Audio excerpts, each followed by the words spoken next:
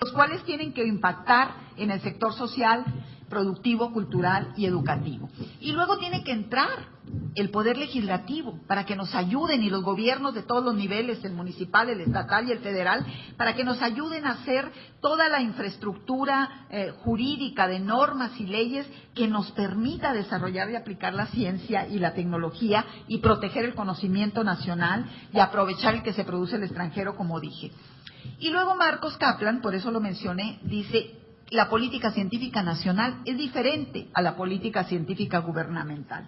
Porque dice Marcos, la política científica gubernamental es un conjunto de medidas de intervención de los poderes públicos para frenar o estimular el avance de la ciencia, y con ello un tipo particular de progreso socioeconómico. Y luego dice, puede ser explícita o tácita, benéfica o perversa, por acción o por omisión, puede tener o no planes, programas y proyectos, y puede o no establecer una comunicación regular y armónica con otras políticas. Entonces, hay una gran diferencia entre una política de ciencia y tecnología de Estado y una política de ciencia gubernamental. Yo voy a poner un ejemplo de política gubernamental. La política es que desde el 2000, CONACYT ha privilegiado el desarrollo tecnológico de las empresas privadas sobre las del sector público. ¿Qué acciones han sustentado esta política? Entre 2000 y 2008, CONACYT, oigan este número, gastó 20,000 millones de pesos en el programa de estímulos fiscales para las compañías que invierten en investigación y desarrollo. Mientras que el apoyo a la investigación en las instituciones científicas de excelencia fue de 385 millones de pesos. El programa desembolsó, dice Arturo Barba, uno de nuestros mejores periodistas científicos, dice: el programa desembolsó 310 millones de dólares únicamente durante el 2008. El 85% se las llevaron las multinacionales. Yo, y creo que ustedes coincidirán conmigo, las multinacionales no van a promover la ciencia y la tecnología en este país. ¿Cuál es la consecuencia? México experimenta un retroceso en la inversión en ciencia y tecnología y en innovación, lo cual explica por qué el país descendió en la clasificación de competitividad del Foro Económico Mundial del número 38 en el 2000 al número 60 en el 2008. Entonces, este es un ejemplo de política gubernamental que no ayuda al desarrollo de la ciencia y la tecnología. Y en la gráfica que ven ustedes, ahí están los estímulos fiscales. Abajo, en línea naranja, como se pueden imaginar, es lo que se le dio a las empresas nacionales, el verde a las transnacionales y el azul es el total. Entonces, realmente, como dije yo al principio, el dinero de los contribuyentes está yendo hacia donde no debe ir. ¿Se me pasa la que sigue? Ahora, otro tipo de política científica gubernamental. En 1936, Lázaro Cárdenas se solidarizó con el gobierno republicano.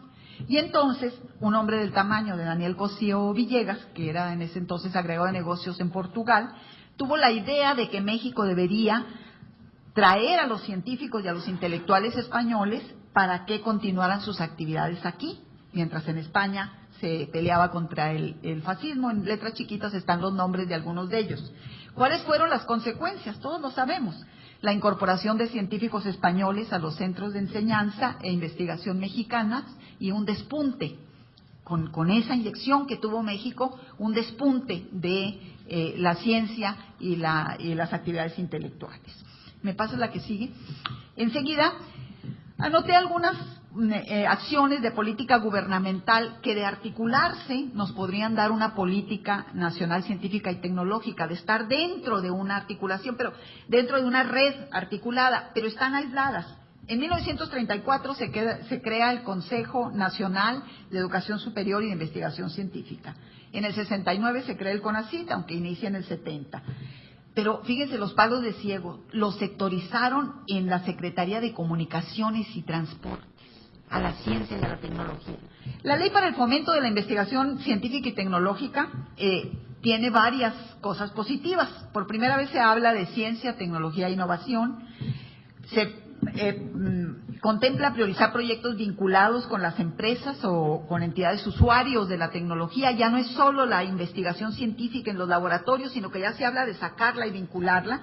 Se modifica la estructura de los centros de investigación, Se fomenta la descentralización, los fondos mixtos, que desde mi punto de vista es una política excelente de CONACYT.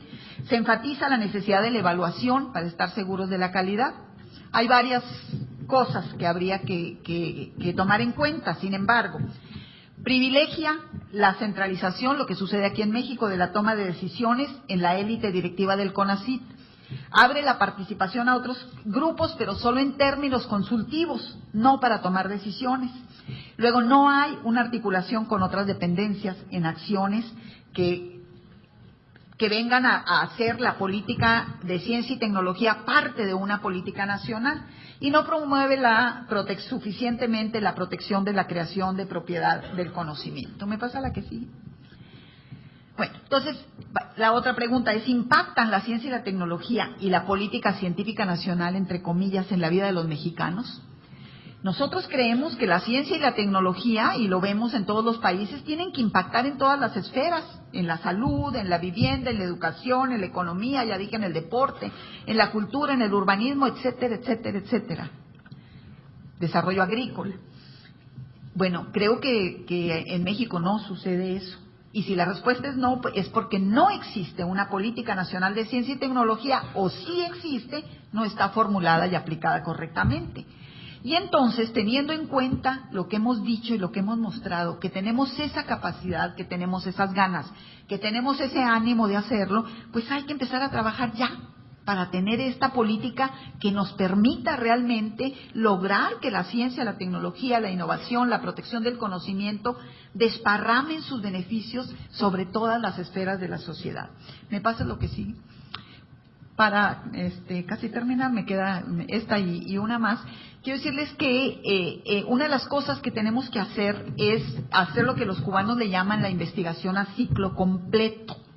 Esto quiere decir que, partiendo de los problemas que tiene la sociedad, la empresa y el gobierno, pues desarrollemos los proyectos de investigación. Esos proyectos de investigación que nos van a dar resultados nos lleven a aplicar pruebas de validación, a generar nuevos productos, a la transferencia tecnológica que va a desarrollar nuevos problemas, y entonces ese círculo que vamos a estar haciendo, si se aplica correctamente, nos va a dar bienestar social, sin olvidarnos de que tenemos que tener siempre presente la propiedad intelectual, registrarla como nuestra. Hay muchos ejemplos. En el metro me platicaban, se les descompone algo y hacen allí lo que necesitan para que los trenes sigan caminando. Me platicaban de un desarrollo que hicieron y que entonces pues no lo patentaron, y ahora se lo compran a Francia. Francia sí lo patentó y lo hicieron mexicanos en el metro. Y hay muchos ejemplos de eso, ¿no? Y bueno, la vinculación y dentro la educación. Sin una educación básica fuerte, este país no tiene futuro. Y finalmente, como ahora es muy fácil encontrar las frases en internet, termino con dos frases hermosas de dos españoles que, aunque no vinieron en ese exilio, nos dicen mucho. Una es de Gregorio Marañón, que desde 1887 a 1960 fue cuando este tipo existió. Dice que la verdadera grandeza de la ciencia acaba valorándose por su utilidad.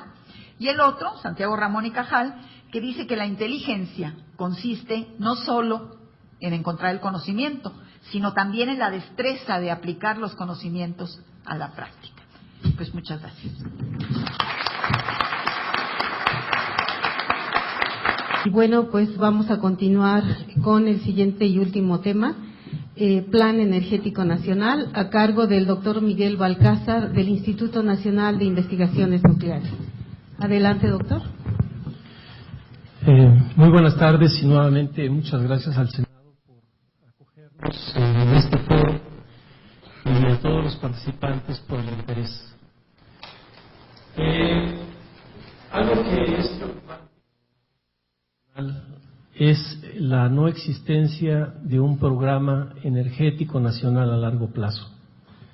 Algo que nos diga cómo vamos a generar energía dentro de 20, dentro de 30, de 40 o 50 años. Eso es algo que falta en el país, es algo que no se ha discutido. Se ha discutido mucho lo que le llamaron la ley energética, que no era una ley energética, sino un programa energético, sino que era más bien una discusión sobre